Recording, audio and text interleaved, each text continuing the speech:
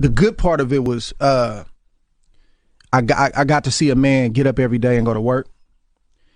My father would always say, you know, I got my struggles, and my father, he struggled with heroin addiction, but he was a functional addict, and my mother was a full-blown addict. You know, she was in San Francisco, I'm in the East Bay, and she's completely in her addiction.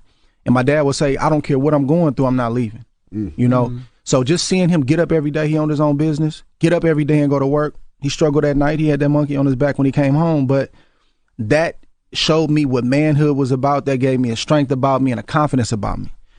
Not having the mother there, that I didn't have that nurturing. I was raised by a bachelor.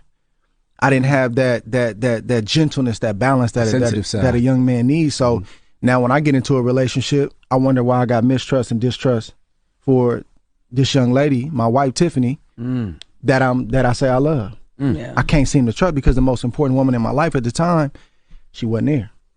So it took me time, Charlamagne, to start realizing the mother wound. We talk about father wounds, but the mother wound that I had going into adulthood and how that followed me. And I didn't realize this until later in life, and I had to do a lot of work.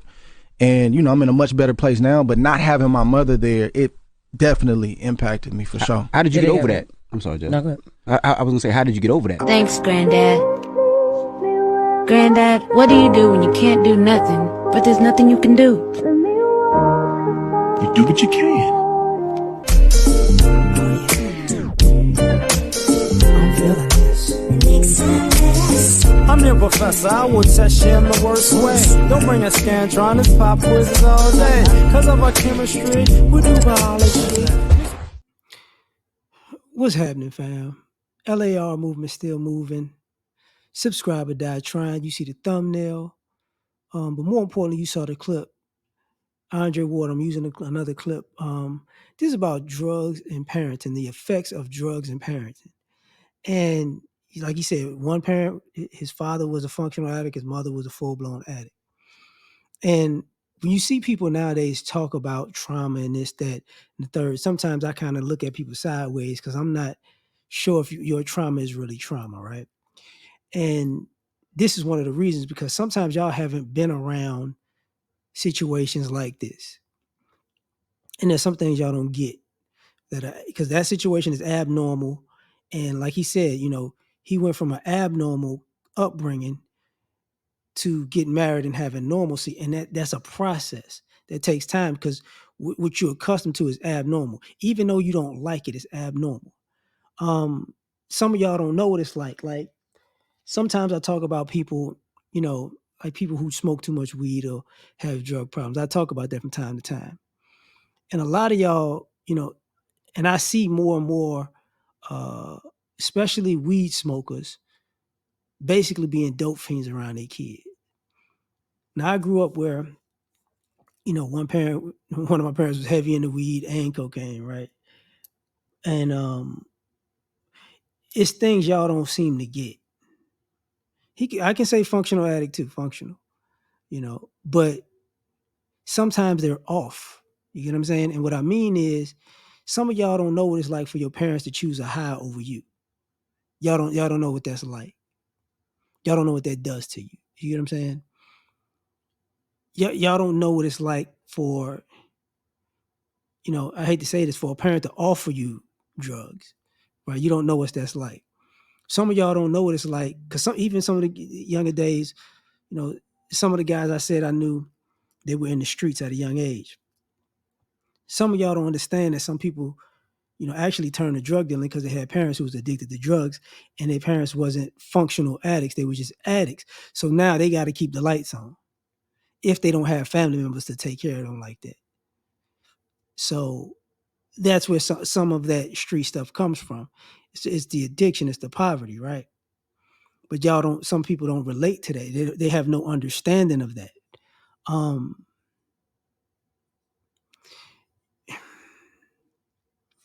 don't know what it's like to you know, a person steals your stuff, steals your clothes, steals your items, or brings you stolen clothes and stolen items as gift. Hey, happy birthday. And it's like,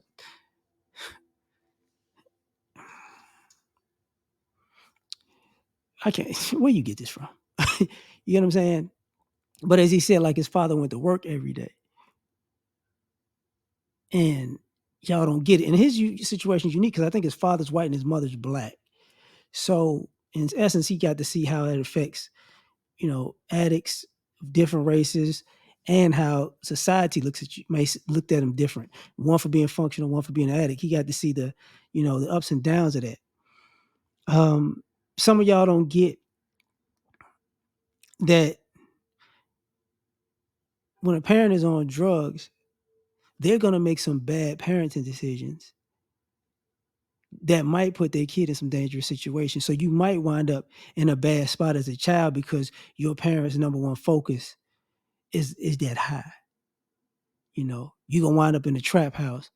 Like what the fuck? Or at a drug deal and it's sketchy and it's shady. And it can go bad. You know what I'm saying? It can go bad. You might see, a dealer, do something outrageous to your parent, and it could go bad.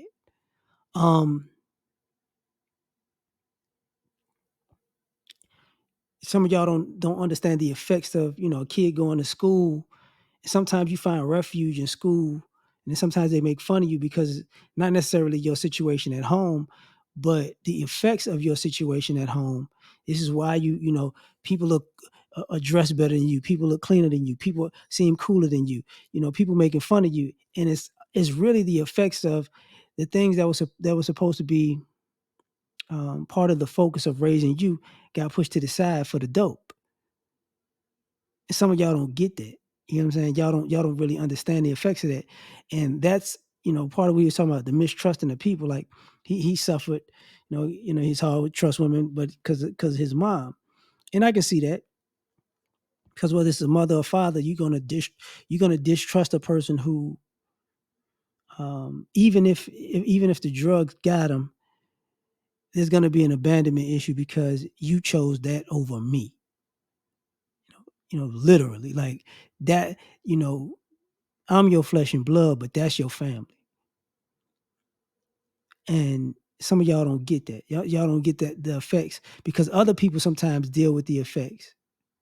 And especially when you're a child and people find out, it's like they know it's going to be a process to get you to normal because you can't trust people being good to you because that's part of the drug thing. People get high and they try to be nice to you because they high, but they high.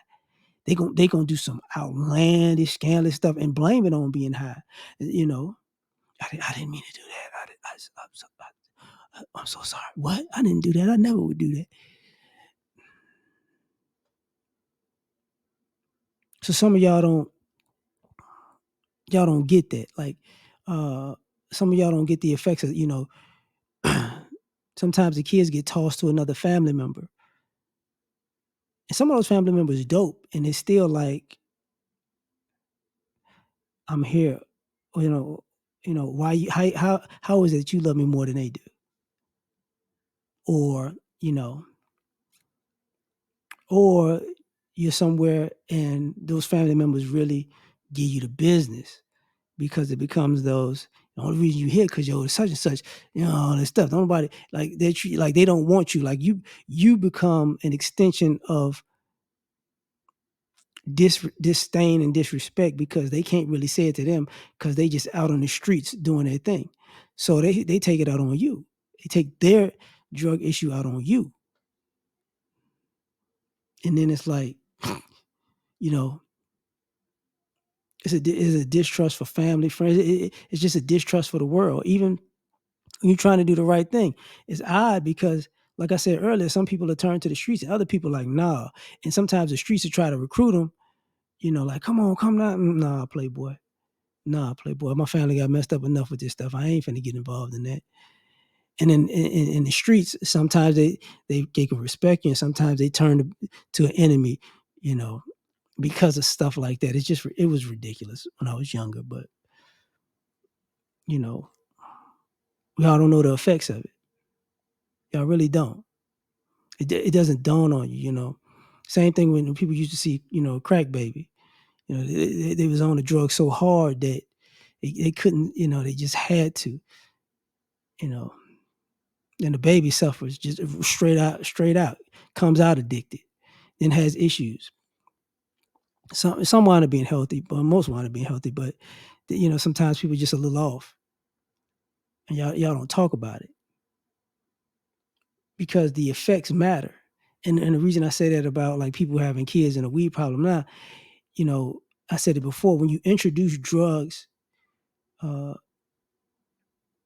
see, I came up at a time where people said drugs were bad.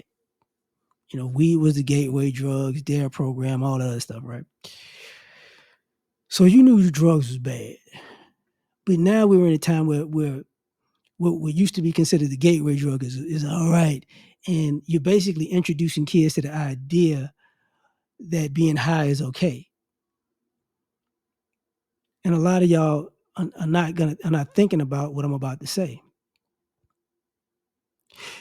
If you wind up having grandkids and your grandkids become a drug addict because you was a drug addict and you made drugs comfortable for your kids to partake in, and then your kids start doing it, and then you see your grandkids full just in addict mode.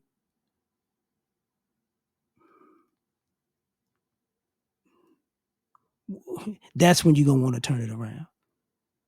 And it might be and it might be a good time for you, but it might be too late for them.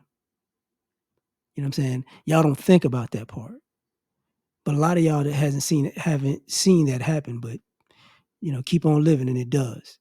So I'm gonna leave it at that, man. You tell me what you think. Like, share, subscribe, or die trying. Catch you on the next one. Peace.